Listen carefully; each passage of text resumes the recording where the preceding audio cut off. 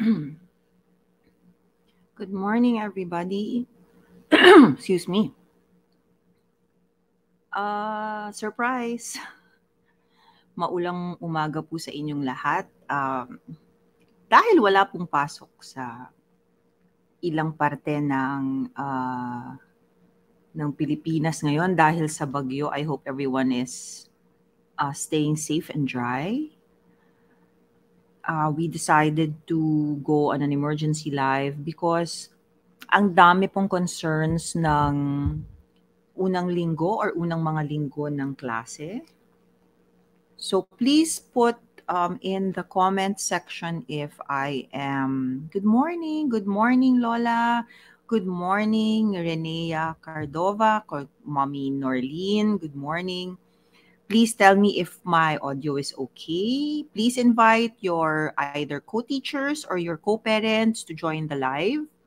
Pag-uusapan po natin ang mga issues ninyo regarding school. So if you have questions, please put them all on the comment section so that we can show it on screen. If you want it to be private, please send me a private message via the page so I can read it. So since emergent, good morning, Teacher Click.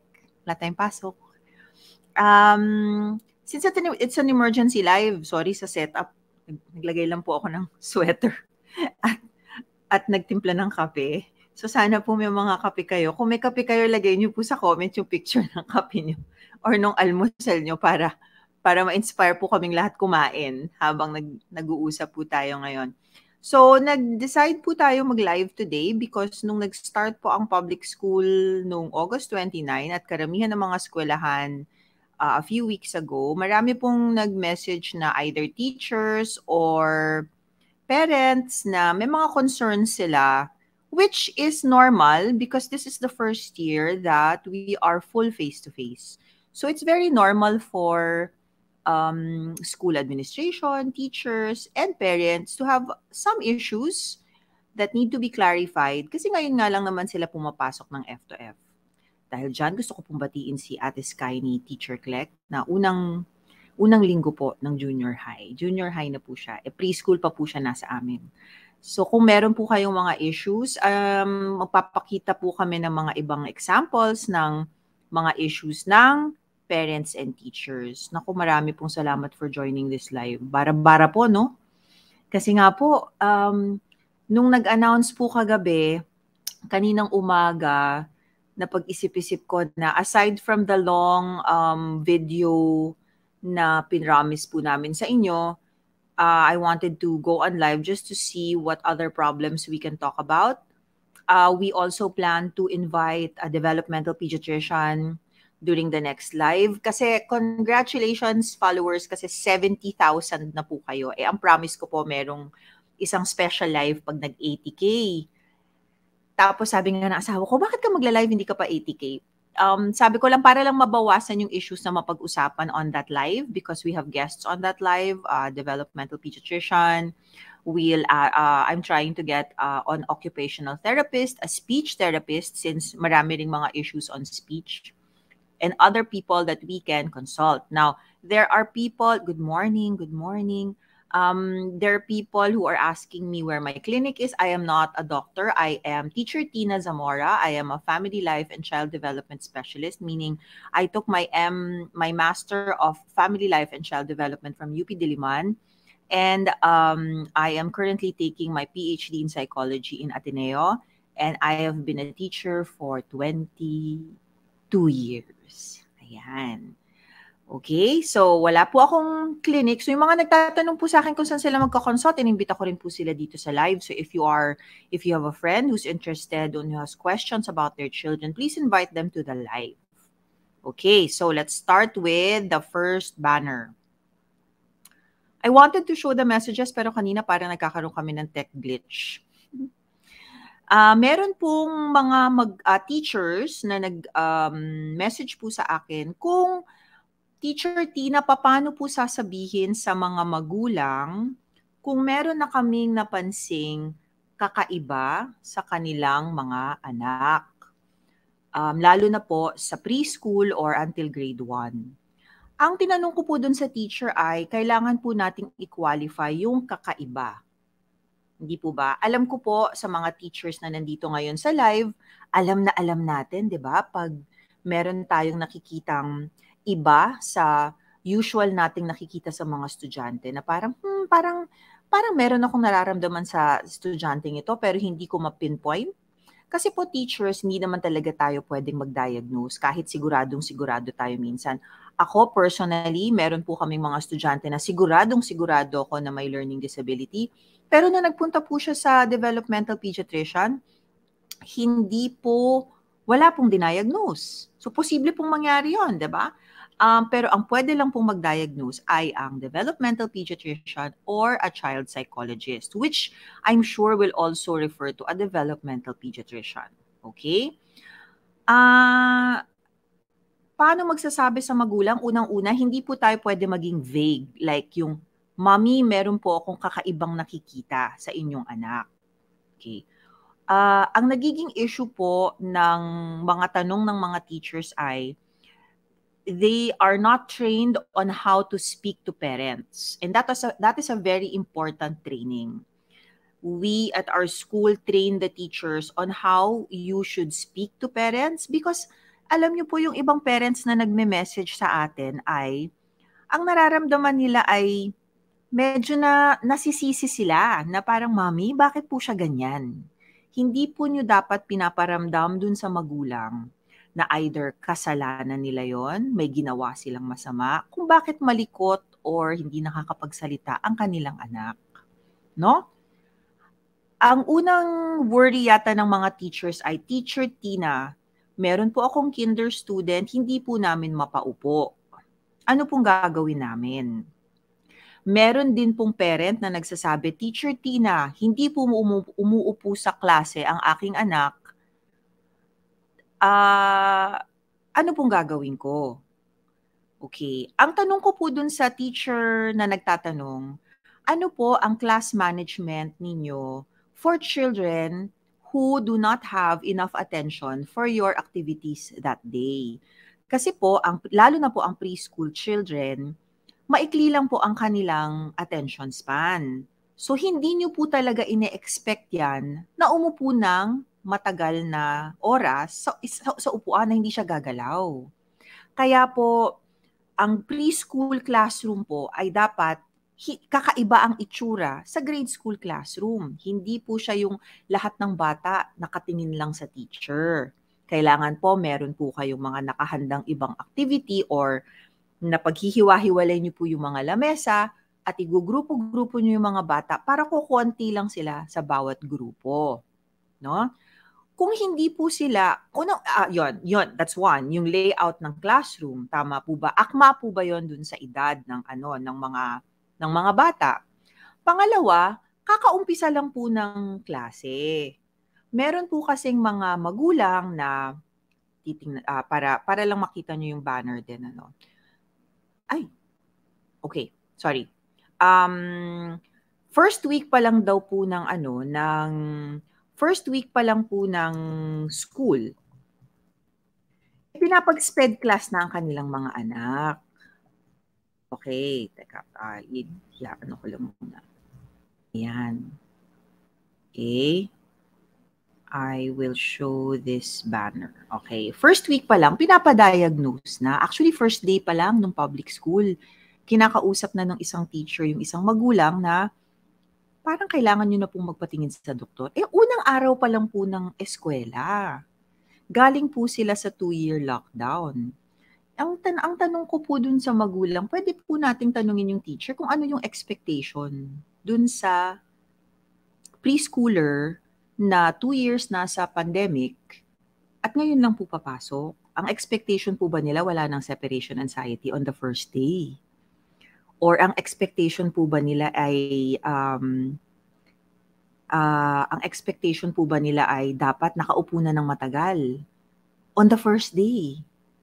Napaka-imposible po ng goal na yon. Destined to fail kung yun po yung goal ninyo. Ang nararamdaman po ng magulang, may diferensya na kagad yung anak nila. Di po ba? So, mabalik tayo dun sa unang banner na paano magsasabi ng magulang. Una, teachers, pwede ba nating tapusin muna yung 2 linggo ng klase? Tingnan natin kung makakasanayan ng bata na pumasok ng 2 linggo. Ano po ang mga classroom strategies ninyo para po mabawasan ng separation anxiety or mabawasan ang pag-ikli ng attention span? Meron po ba kayong activities that will get the attention of your students? Kasi tatayo at tatayo po talaga yan. Okay. Ano po ang tip ko sa mga teachers? Para sa mga preschool students, teachers, ubusin niyo po yung energy nila bago sila pumasok ng classroom. Ang ginagawa po ng aming mga teachers, nandito po yata sila Teacher Kleng, Teacher M at Teacher Faye sa preschool at sila Ate Bibit. Nilalakad po namin around if you have a playground, a quadrangle, or an area na mapalalakaran nila, pagurin niyo po muna sila, ilabas nila yung energy nila bago po sila pumasok ng classroom. 'Di ba? Ang nga po namin, ang biro po namin a tired child is a happy child. Kasi po, nakapaglaro na sila, na-expel na yung energy, mas makakabigay na po ng atensyon dun sa teacher at dun sa activity na ginagawa. Ang isa pang tip ay, yung activity po ba na ginawa ninyo, nakakaakit ng atensyon ng preschooler or grade 1. Meron po ba kayong icebreakers, may games? Kasi kaka-start lang po ng klase. Meron po ba kayong games na ginagawa? Meron po akong mga finalo na mga public school teachers, nakakatuwa po yung mga ginagawa nilang mga games. Para lang po maging komportable ang mga bata sa classroom. Para po kayong si Jollibee. Ganun po kayo dapat ka-entertaining. Okay? Naiintindihan ko po ang pagod ng isang teacher, nakakapagod po talaga. Lalo na po in a class na medyo marami ang ating mga estudyante.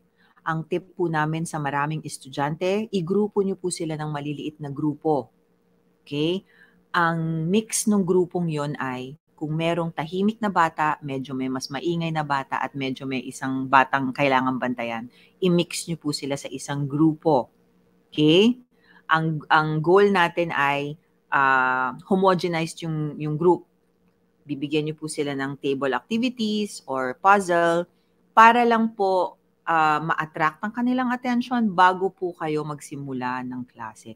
Kailangan niyo pong kumanta para po, bakit ang mga bata tuwang-tuwa sa mga video na yung sa YouTube na kumakanta yung pinapanood nila? Dahil tuwang-tuwa po ang preschooler sa kumakantang teacher. Kahit wala po kayong boses, magpatugtog po kayo ng songs na pwede po ninyong ituro sa kanila ang kanta para sumali sila sa klase. Okay? At kung may mga public school teachers dito or private school teachers dito ngayon, please put in the comments kung ano pang tips ang masasabi ninyo dun sa mga struggling teachers or yung mga teachers na medyo nahihirapan. Ngayon, kung meron po kayong estudyante, teachers na alam na po nating may dumaan na po ang 2 linggo, hindi po nag-i-improve ang separation anxiety, hindi po nag-i-improve ang attention, lahat po ginawa nyo na sa classroom to improve the attention span and to alleviate the separation anxiety. So, paano na po natin kakausapin yung magulang? I need you to ask your principal or your administration if they have a script or what is your philosophy in talking to parents. Ang ayaw talaga nating ipaaramdam sa mga magulang ay para tayong nangsisisi ng magulang or exasperated. Kasi meron pong mga kwento ang magulang na, teacher, nung kinausap po ako ng teacher ko, parang, Mami, ano bang gagawin ko sa anak mo? Ganon. So, hindi po pwedeng ganon. Meron pa ngang mami na nagsabi na, naku mami, nagrereklamo na yung ibang mga magulang sa anak ninyo. Ano nang gagawin namin? Diba? Naku teachers, ang request ko po sa inyo ay, the parents that you are talking to are also seeking help from you. And kayo po ang nakakaalam ng child development. Kayo po ang na-train, kayo po ang nag-aral ng education.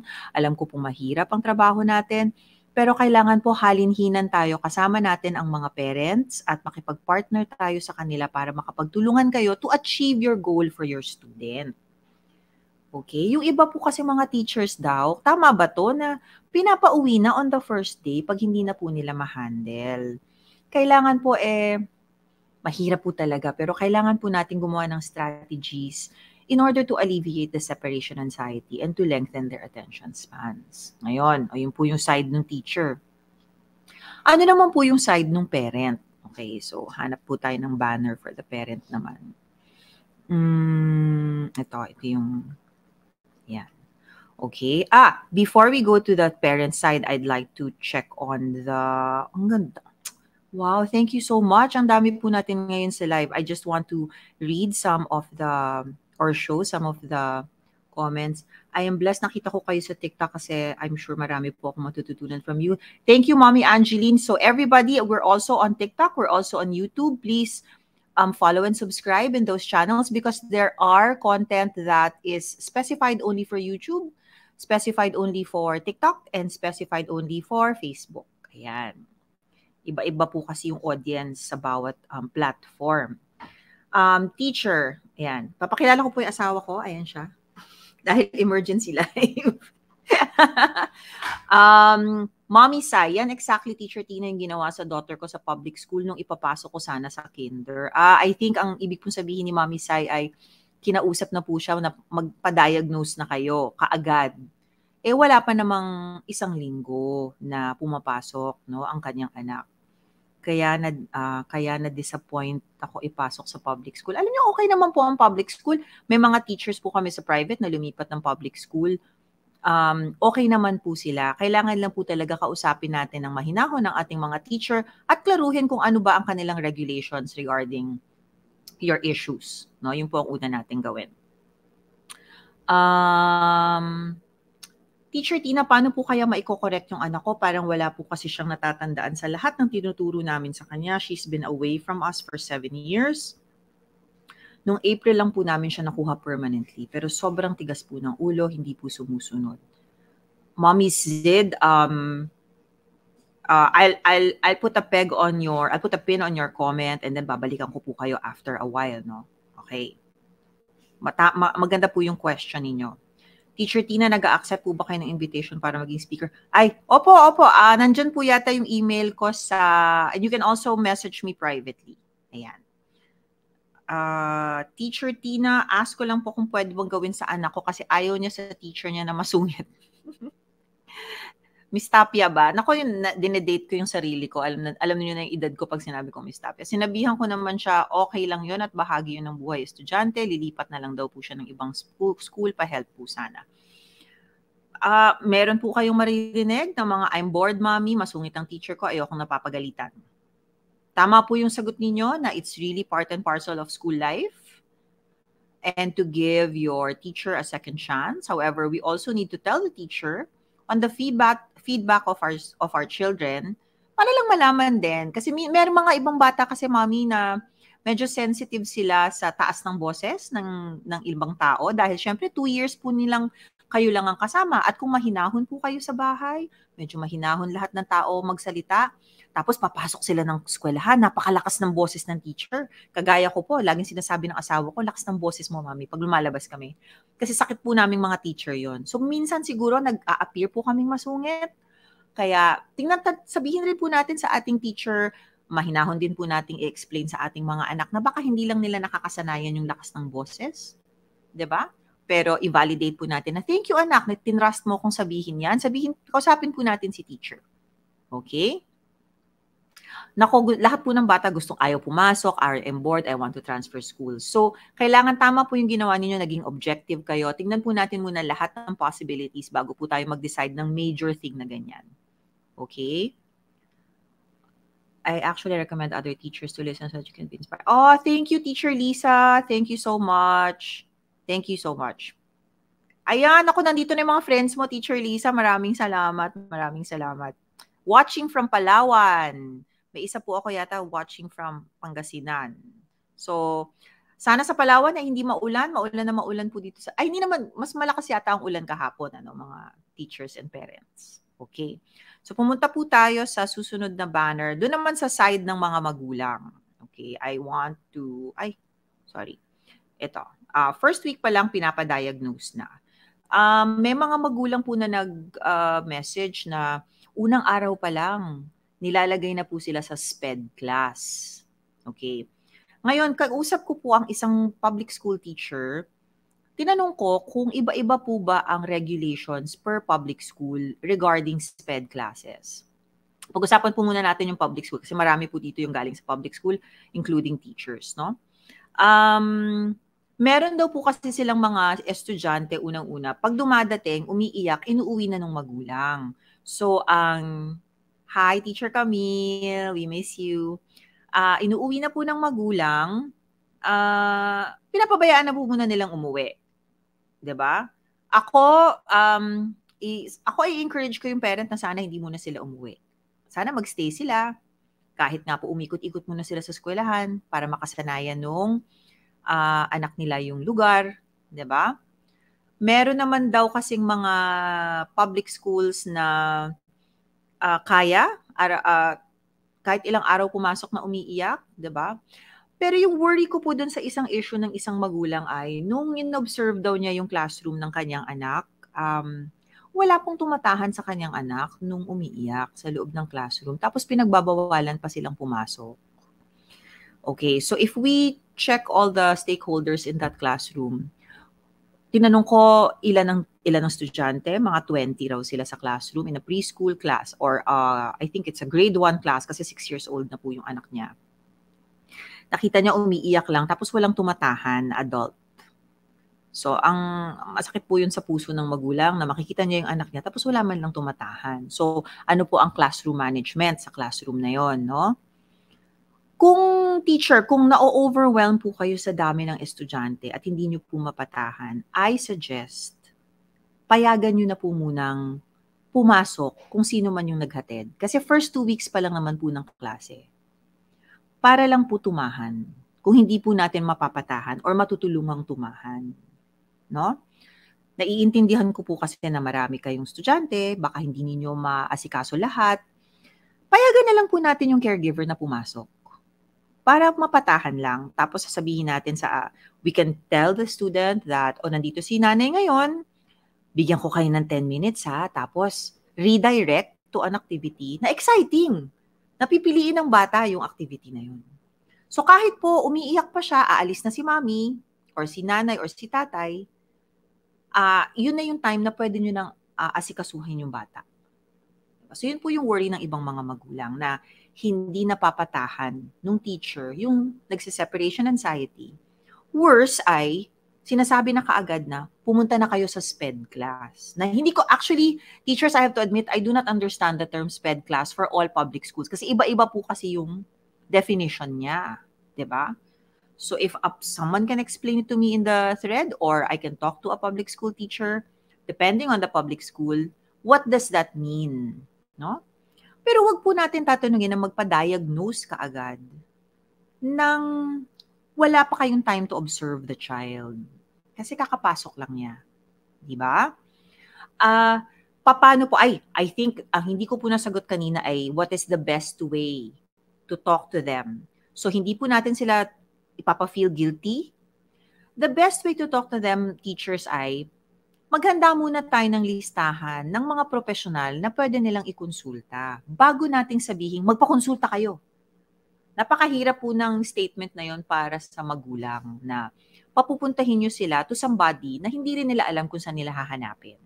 So in your school, you have to have a ready list of professionals that you can suggest to the parent pag kinausap nyo na po sila. Siyempre po, pangalawa, dapat private po yung pag-uusap.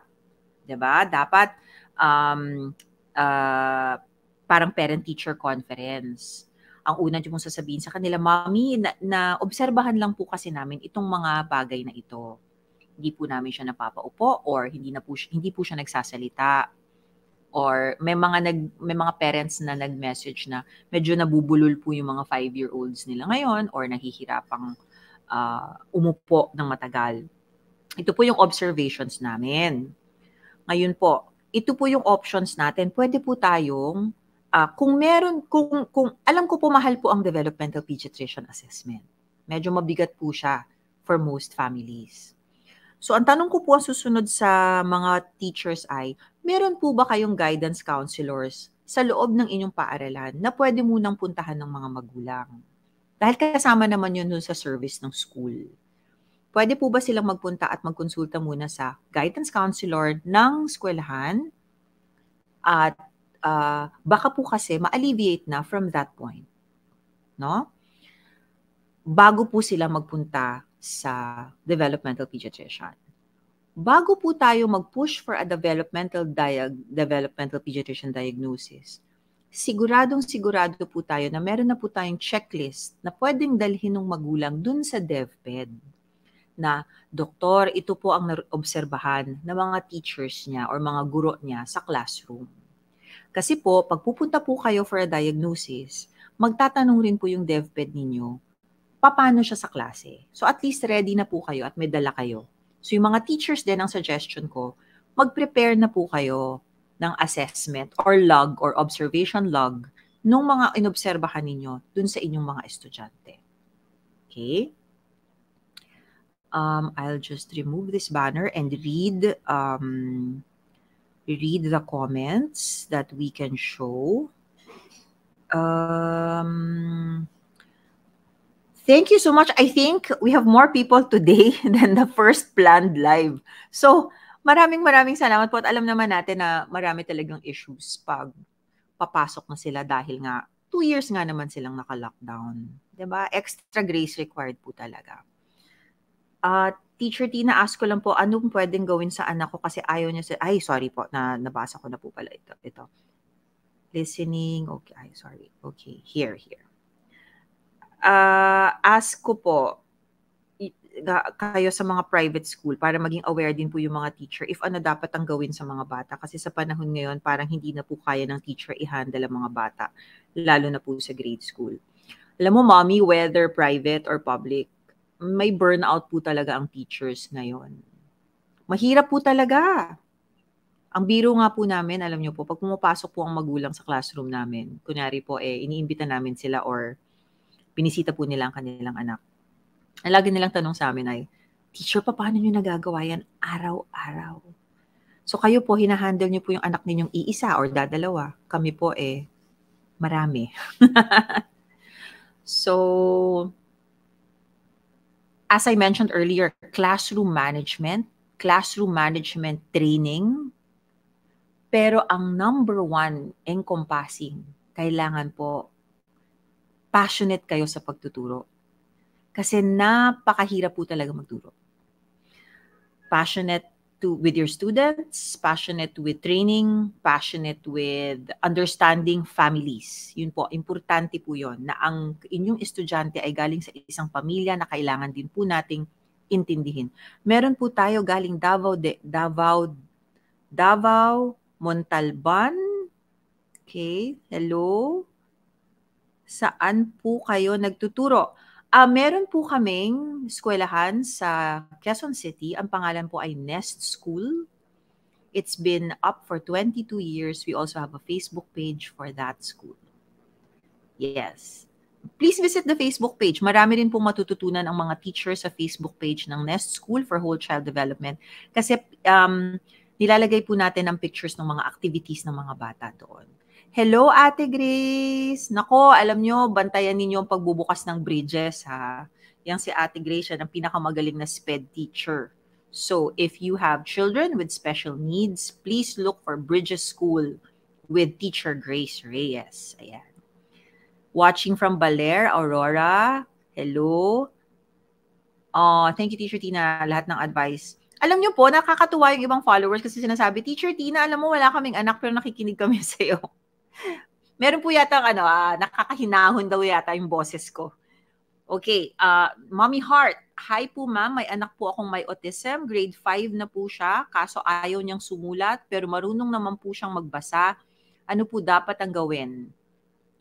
Mommies, when there are parents with children with the diagnosis, I always ask them, what is the plan of the developmental pediatrician? Because definitely, mommy, definitely, ito po dapat ang sure. Para po kayong, alam niyo po pag may inaalagaan kayo sa bahay na pasyente, kunyari po merong may diabetes, merong may heart ailment, Di ba po ba, ang kamag-anak ninyong may diabetes, laging may endocrinologist. Ang may problema sa heart, lagi dapat siyang may cardiologist. Ang child with special needs, and Teacher Grace, tulungan mo ko dito sa comments. Ang child with special needs, kailangan po lagi ng developmental pediatrician. Kasi sa kanya po tayo bumabaling lagi for advice, for a plan, and for suggestions on what to do. Kasi po, kaya po ang tawag sa kanya ay autism spectrum disorder. Isa po siyang spectrum. Ibig sabihin from one end to another. Pwede pong any part of that spectrum yung anak ninyo. So it has to be very definite, the plan for your child, depending on the case of autism that she or he has. So ibabalik ko po yung tanong sa inyo. We need to go back to our DevPed and ask, do you need additional therapy or do you need additional classes or dyads? Diba? Maraming suggestions ang developmental pediatrician or an occupational therapist, a speech therapist, para po ma-address yung pong pagsusulat ng inyong anak na grade 5. Okay? Kayo po yung taga Davao de Oro. Nako, hello po. Laak, Davao de Oro. Ayan. Kailangan po bang nasa SPED class na marunong na? I think, Mommy Erica, yung tanong ko kanina is the definition of what a SPED class is depending on the school. So, ang ibig po bang sabihin ng SPED class ay lahat po ng may learning disability ay nandoon sa isang klase? Ang tawag po ba sa SPED class? Because any classroom can be a special ed classroom. You can have children that are neurotypical, meaning no disability, and then you have a few students with learning disabilities, no? Pero ang sa question po ninyo, lahat po ng may special needs, nakakita po ako ng napakatatalinong children with special needs. They just need help on how to express themselves, no? To meet other people, to behave. But they're very, very smart children. Okay? Lapu-Lapu City. Naku, sana po makapunta ako ng Lapu-Lapu dahil napakaganda po ng Cebu. Welcome po, Mommy Priscilla. Paano po mabawasan ng separation anxiety ng isang anak? Depende po yan sa edad. So, i-message nyo po ako sa edad ng inyong anak at tutulungan ko po kayo. Okay? Good morning. Watching from Makati. Mommy Eartha, good morning. Yung anak ko po nahirapang humiwalay sa mga dati niyang classmate. Mabait naman po ang advisor niya. I just comfort her na lang. Ganun talaga sa una lang mahirap. Humingi lang po ako ng support sa mga co-mommies ko na sabihin sa mga anak nila na maging approachable sila just to make it easy for my daughter to adjust. Naku, ang gandang tip naman ito na, you know, parents, it's very hard then to be, aside from teachers having a hard job, it's also a hard job to be a parent. And making or building a community of parents that are encouraging and constructive is crucial to your survival. So kung makakausap niyo po yung mga co-parents niyo, magkape-kape kayo habang hinihintay ang inyong mga anak ma-dismiss, it's better to have someone you trust in this journey rather than doing this alone. So thanks for that tip, Mommy.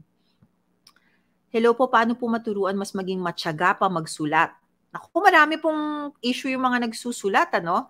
Mommy, isang una kong tanong dyan. Ako, ang favorite kong tanong, gaano po sila katagal nag-gadget? Okay, kasi po, I think I mentioned it in one of the lives. You know, writing, we think it's a simple task, but it's actually not a simple task for most kids. For a lot of kids. I'm not saying most kids, a lot of kids. It's fine motor skills, psychomotor. It's thinking about what you're going to write and then making it travel to your hand and on paper. Yung mga nag-gadget, mahilig na lang mag-swipe at mag-type. Wala na pong dexterity ang kanilang mga kamay. Kaya po sana mabawasan. Depending po sa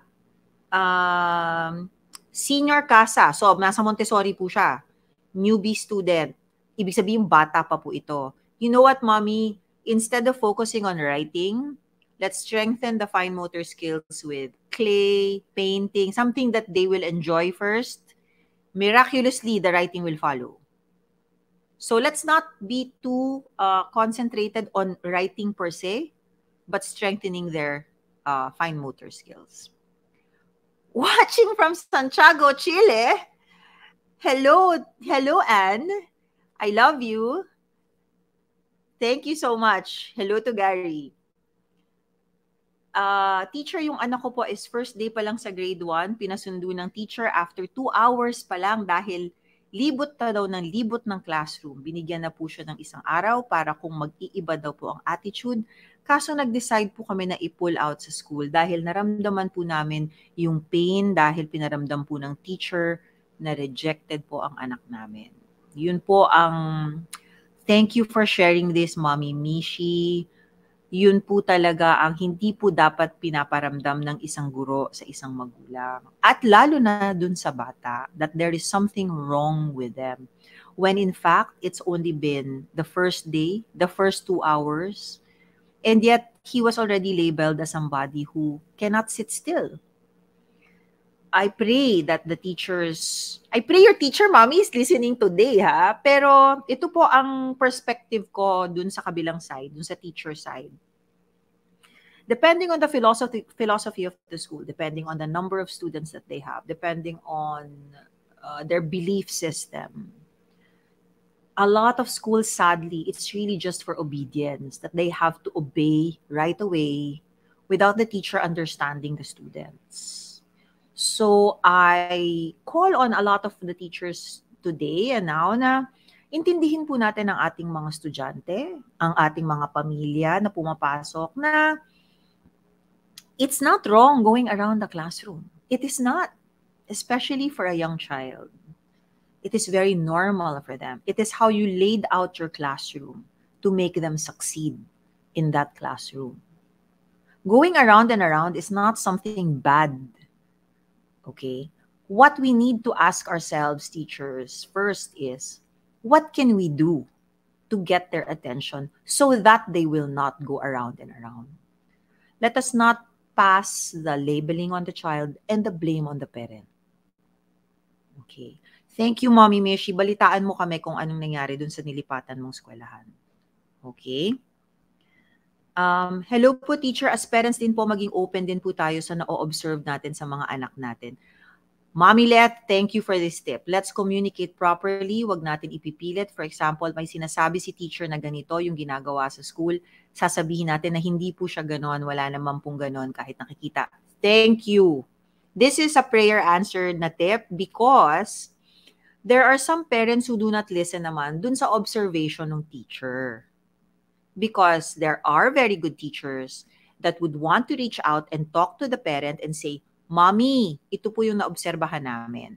Ano po ang usual sasabihin natin mga magulang? Hindi naman siya ganyan sa bahay. 'Di ba? Iba po talaga ang bata sa bahay na setting. Iba po siya sa eskwelahang setting. Unang-una sa bahay, siya lang po ang bata doon. Sa eskwelahan, marami po sila. So iba po ang observation, for example, ng magulang, iba ang observation ng therapist na wag one-on-one, iba rin ang observation ng teacher. Dapat yon pinapakinggan natin lahat para mas maintindihan natin yung bata. So we have to be also open-minded parents and open-hearted that when our teachers talk to us, we will listen to them with an objective heart and an objective mind. And I know, it's hard to be objective when it's your child. And you know them. Meron na po akong magulang na nagsabi sa akin, mas kilala ko ang anak ko kaysa sa inyo. Hindi naman to pagalingan ng kung sinong mas nakakakilala dun sa bata. Diba? Ang gusto lang po natin ilagay po natin lahat ng observations ng tabi-tabi. Tingnan po natin kung saan tayo makaka-work together.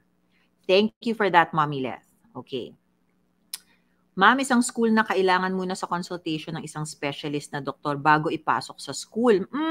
Let's ask why po. Baka po, iba-iba po kasing schools, iba-iba ang rules for admission eh. No? Meron po ba siyang na-observe? Meron po ba siyang kailangan ba talaga ng lahat ng estudyante? Because I don't find it a necessity for all students. But did you observe anything with my child? That's why you are asking for a diagnosis. Yun po ang pwede nating tanungin. Good morning, Teacher Joyce, straight from Palawan. Okay. Good AM, nagpa-check po kami sa DepEd and ang sabi ng doktor, may ADHD daw po ang anak ko. pero yung nagpa-OT kami sa anak ko, okay naman po ang anak ko.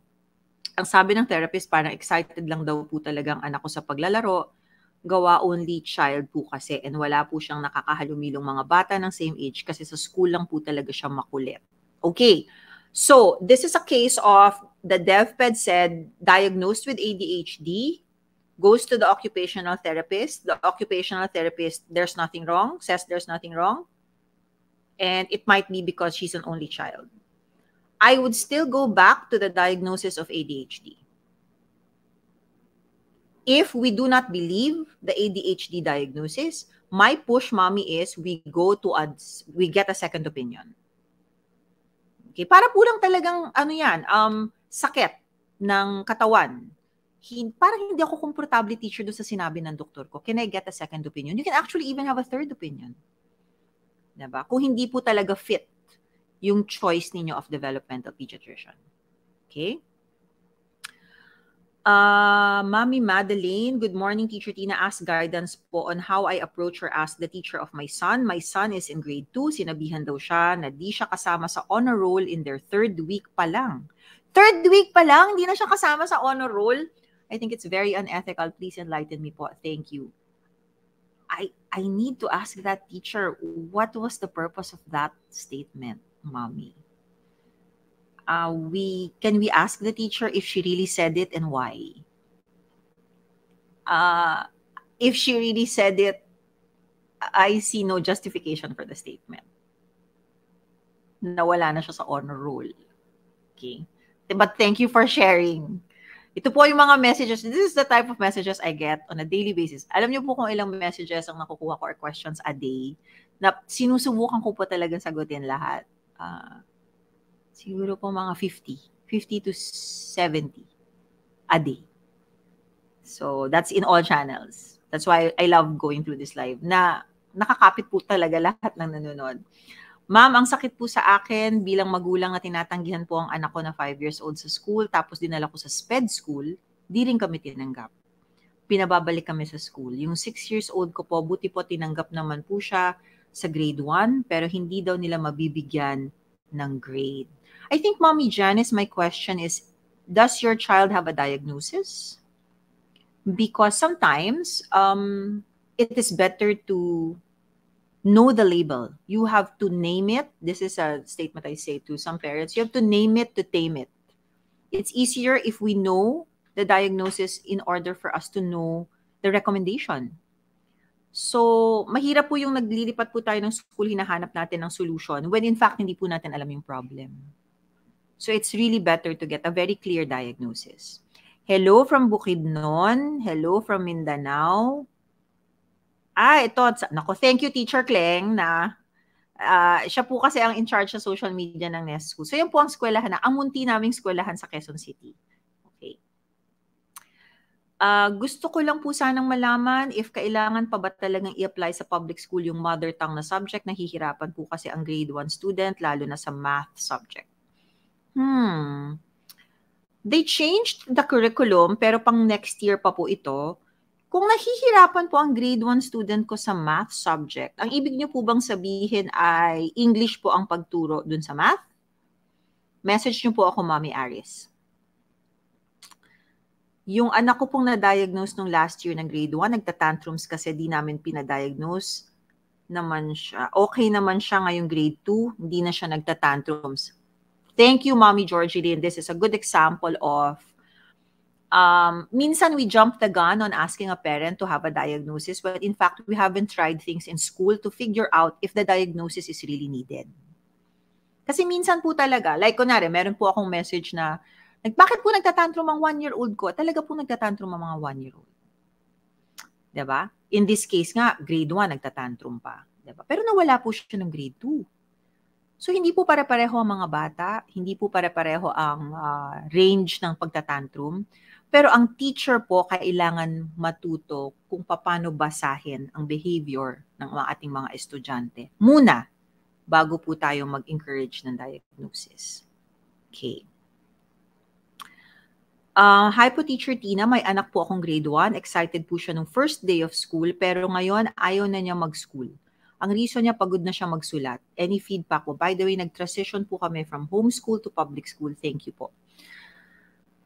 I want to ask rin the public school teachers kung bakit ang daming sinusulat sa classroom. Lalo na po for the lower grades na wala pa masyadong dexterity yung kamay. Why the volume of things to write? Ang risk kasi doon ay ayaw na ng batang magsulat, lalo. And then you will get behavioral problems. It's a vicious cycle if you ask them to do something inappropriate to their age, not developmentally appropriate to their age. For example, mommy, you don't expect a grade 1 student to read a chapter book. Kasi hindi pa po yun developmentally appropriate for them. Meron pong mga grade 1 na nakakabasa nun. Very small percentage. But in terms of developmental appropriateness, hindi po dapat madaming sinusulat ang isang lower grade student. Okay? Thank you, Mommy Nicole. Marami po akong kilalang nag-homeschool. Kasali na po ako doon. Ang ibang mga anak ko ay nag-homeschool nung high school. Ngayon, may asawa na po yung anak kong yun. Magkwentuhan po tayo tungkol sa homeschool. Okay. Mommy Ivana, yung anak ko po grade 1 siya ngayon. Napansin po namin before 2 years ago up to the present na bubulol siya. Hirap siyang makabuo ng sentence. Ngayon medyo nabawasan na pero may times na ganun pa din. Tapos this week po nagsasabi na po ang teacher na hindi niya mapasunod and mapalipat ng pwesto kasi nakikipag-usap siya lagi sa katabi. Kapag po kinausap siya nangyari, di siya maka-express kung anong nangyari sa problema. We go back to classroom management, first of all.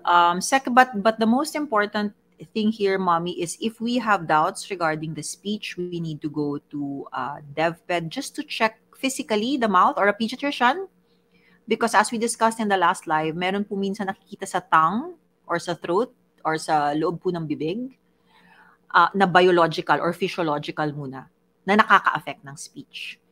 Yung pong pakikipag-usap, natawa nga po ako nung nabasa ko yung comment ninyo dahil nakakatuwa nga nakikipag-usap siya sa kaklase kung meron siyang speech problem. So, classroom management po yung second part ng question. Tanong po natin sa teacher, ano pong ginagawa ninyo pag ganun po yung nangyayari? Diba? We have to ask the teacher also on how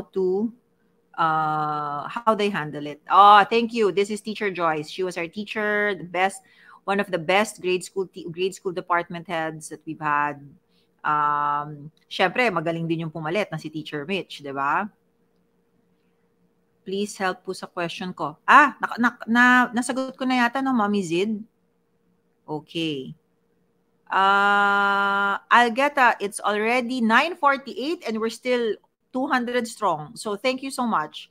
Hello po, Teacher Tina. Paano po tuturuan yung anak ko kapag mag-writing na kami? Sasabihin niya, no alphabet. Yung gusto po ayaw sumulat. Yung gusto mo ayaw mo ipasulat, ayaw niyang ibang gusto. Okay. I'll say the writing tip again. Mahirap po sa batang magsulat. Akala po natin madali at tinatamad lang sila. Hindi po sila tinatamad. Nahihirapan po talaga sila.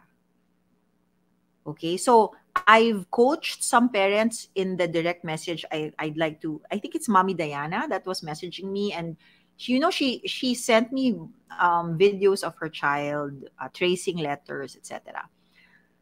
Kaya po niya ayaw ng alphabet, mommies. Ito po ang pag-isipan ninyo. So meron po kayong skill na pinapagawa sa kanya na hindi naman akma sa edad niya.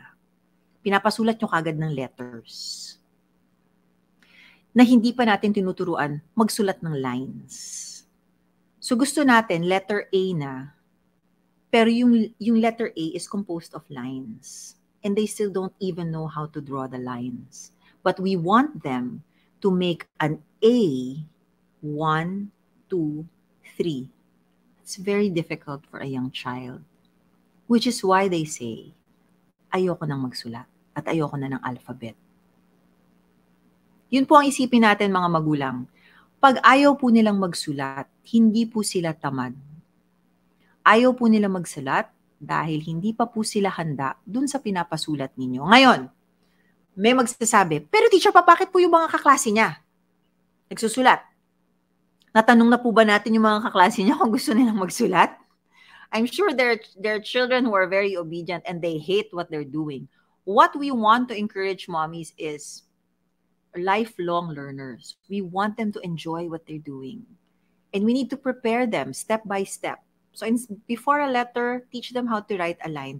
But before teaching them how to write a line, we have to encourage them to enjoy writing. And enjoying writing is making them draw anything on that paper to make their fine motor skills stronger. So isang tabi mo muna natin yung mga letters. Bigyan nyo lang po ng papel at pencil or crayons. At sige, anak, knock yourself out. Mag-drawing ka ng kahit ano. And lalakas po ang kanilang fine motor skills. Okay? Mommy Marlene, grade 1 na po ang anak ko with ASD level 2. So, ang autism ay may mga levels, tama. Regular class po ang nirecommend ng neuroped, meaning neuropediatrician, neurologist, pediatrician. Dahil nga sa psychosocial disabilities niya. Psychosocial disabilities is hirap po siyang makihalubilo sa kanyang mga kaklase. Okay. Marunong naman daw po sa klase, sabi ng teacher, pero English speaking po siya. Kaso paikot-ikot sa klase. Sa October pa po kasi ang initial interview para sa occupational therapy niya. But these are normal behavior for an ASD level 2. So I also want to return the question to the teacher. Now, what do you do when the child goes around the classroom? Okay? Papa Bong, hello. We miss you. Watching from QC. Feels like being in one of your orientations in Nesta back. I'm so proud of Andrea. Please tell her regards and regards to Papa Bong also. To Papa Alan also. Okay. Hi, teacher. Ask ko lang po if yung grade 2 kids po ay naging close friend na tapos gusto namin i-transfer sa ibang school kasi hindi na po kasi kami satisfied sa school. Okay? Kasi hindi nila kaya i-handle yung behavior ng anak ko. Hindi po kaya ma-affect sa bata na ilayo namin siya sa kanyang close friend kasi ayaw niya magpa-transfer. You know what? Children are very resilient. They can make new friends faster if we encourage them properly. Okay? And try to reconnect with the old friend via Zoom play groups. Nako, nung na-introduce ang Zoom sa mga tao or Google Meet, yun po ang connection ng maraming bata. Kung hindi po sila pwedeng magkita. Okay. Okay, now we have a question from a teacher. Hi, teacher. I'm teaching kindergarten for 12 years already, and I encounter different parents' reactions when I'm reporting observations. It seems the parents is in denial. How can we push through helping these kids with red flags if the parents is in this stage? Thank you. Thank you, Teacher Lehrer or Teacher Noemi. Thank you so much for this question. It will answer a lot of issues that we are discussing now. First of all, teachers, we will encounter parents in denial. You know why they're in denial? I asked the developmental pediatrician this. Nako, sabi ko, Doc, why are parents in denial? First of all, you love your child so much. She's the perfect child. And you don't want to hear bad news about your child. You have to understand that. Secondly, they do not want to change their norm. That's what the doctor said. Yung normal life ninyo, mag-iiba yan once tinanggap ng magulang ang inyong diagnosis or ang observation. Kailangan nila magpa-therapist, magpa-DevPed, magpunta sa isa pang eskwelahan, kumuha pa ng isang teacher, probably a shadow. Ang daming pwede. Hindi nila kaya, so hindi nila pakikinggan. But the most important thing, which was also what I learned in my psychology class, is that it's a very cultural thing, parenting. There are a lot of cultures that they cannot accept a child with special needs. Wala sa lahi natin na may SPED. Totoo po yan. Ganyan din ako nung bata ako. Yan ang Filipino ano. So, ibig sabihin kung okay ako ngayon, magiging okay din yung anak ko. Diba? Hi, teacher, kailangan nating gawa ng paraan. Siguro nagmana lang yan sa tatay niya. Mga ganon. Diba? you will always have to think that the parent is in denial, and you will always have to push and strive to convince them to get that diagnosis. It may take years because we've had students that really didn't want to go to a DevPed until the window of opportunity gets smaller and smaller. So sa mga parents po na nakikinig ngayon, pag meron pong obserbasyon ang ating mga teachers, makinig rin po tayo kasi alam ko po minsan masakit, alam ko po minsan mahirap, pero po imagine nyo po yung window. Pag hindi tayo nakinig, sa susunod na taon, lumiliit na po yan. Yung opportunity to intervene. Early intervention is always key. And for all our kids with special needs, the most successful are always the parents who have open minds and open hearts and are very participative in the process of getting their child diagnosed. Yun po lagi ang estudyanteng nagsasucceed with their disability. Yung pong magulang na very open-minded. Naiintindihan ko po medyo mahal, so hahanap po tayo, tutulungan po namin kayo. Saan po ba ako pwede pumunta, Teacher Tina, na hindi ganun kamahal? Kasi wala pa po sa budget namin. Pero at least your heart is there to have your child diagnosed. So thank you, Teacher Noemi, for saying that. Hi, Ma'am Tina, may ganyan din po ako na-encounter na teacher. Nag-inquire po ang sabi nila, need ko po munang magpunta sa developmental pediatrician muna ako. So, tanong po natin kung bakit, no? Tanong Mommy Norlin. My daughter's teacher shouted at her class saying, shut up. Bakit? Tanungin po natin, Mommy, bakit niya sinabi yung shut up? Nakakalungkot naman yun. Dun sa teacher po niya, hanap po tayo ng kapihan at magkape po muna tayo. Dapat hindi po natin sinasabi ang statement na yan sa ating mga estudyante. Thank you, Mami Jul. From Baliwag, Bulacan, kinder teacher. May kilala din po akong taga Bulacan na kinder teacher. So, Mami Winnie, mabuhay po kayo dyan sa Bulacan. Sana po ay hindi masyadong maulan sa inyo. Teacher, sana po manotice nyo. Pag hyper ang bata at walang pinakikinggan, paano po ba ang tamang approach? Okay lang po ba na authoritative ang treatment? Pag hyper ang bata at walang pinapakinggan, kailangan po muna nating tanungin bakit po siya hyper. Bakit po siya hyper? Na-diagnose na po bang ADHD?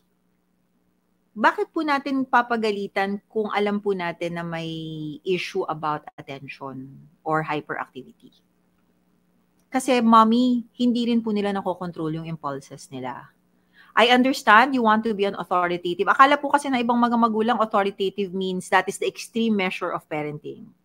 Pero kahit po, times 10 nyo po yung pagiging authoritative. If there is a hyperactivity disorder, it will not solve the problem. Mapapagod lang din po kayo at baka masaktan nyo pa yung anak niyo sa pagiging authoritative niyo. Not just physically, but emotionally and verbally. So, I suggest if there is hyperactivity, you go and have a consultation. Hi, Teacher Tina. This is Carlos from Nest, Tulawin. Hi, Carlos. Thanks for watching. We don't have class today. I miss you. Okay. Hello, Mommy. Naku, may mga former parents pa po kami dito. Okay, last few questions because, oh my gosh, we reached an hour and we're still 200 strong. Hi, Teacher Tina, kailangan po ba ng assistant teacher sa kinder ng public school? Kasi mukhang may mga teacher na di na kayang tutukan ang 30 plus na bata. Thanks po. Daddy Romel, parang alam mo na yung sagot dyan. Hindi po talaga, mahirap po talaga una sa teacher ng kinder ang 30. Malaki po talaga masyado ang 30 kindergarten children na iisa lang po ang adult. So let's pray for public school teachers and for the public school system that they should have more adults in the classroom. Or, let's think of ways to make the class smaller by grouping them in smaller groups and have a very mature kindergarten leader in that group to help you out as a smaller teacher. pero hindi po sila pwedeng 30 kids na nakatingin lang sa iisang teacher. Talaga pong may maglalakad at iikot dyan sa estudyante ninyo. So thank you, Daddy Romel. Sana ikaw na lang ang teacher ng anak ko. Nako, mami, i-replicate ko yung sarili ko tapos papadala ko sa lahat ng mga teachers, ng mga eskwelahan. Good day po, my son was diagnosed with developmental delay last year. 6 years old po ang anak ko. Any suggestions pa paano maging... Watching from Palau, Australia. Hi, Mommy Sandy. If I said no na nagwawala po, thanks. 6 years old po lang ako. Paano po makinig sa akin? Like, if I said no, nagwawala po. Thanks po. I always ask Mommy Sandy, does your child use a gadget at home? It really, really helps in behavioral issues. But as you said, he was diagnosed with developmental delay. I still want to consult with a DevPed on the possibilities of impulsivity, and probably that's where the behavioral issues are coming from. Okay? All right.